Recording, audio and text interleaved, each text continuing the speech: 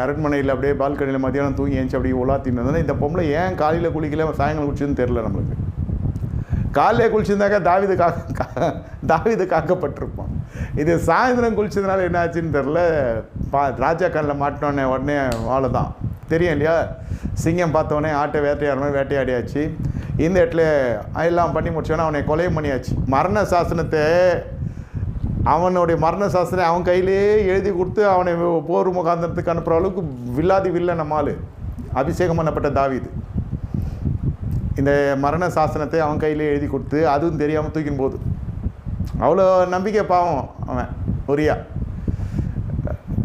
இந்த மாதிரி இவனை போர் முகாந்திரத்தில் முன்னணிக்கு வச்சு இவனை போட்டிருக்கடான்னு இந்த சேஷ்டெல்லாம் பண்ணி முடிச்சுட்டு ஒன்றும் தெரியாத நல்ல பூனை மாதிரி அழகாக சிங்கர் ஏறி உட்காந்துட்டு ராஜ்யபாரம் பண்ணி கொண்டிருக்க பொழுது நாத்தான் சொல்கிறார் 1 சாமுவேல் 12வது அதிகாரத்திலே கர்த்தர் சொல்லுகிறது என்னவென்றால்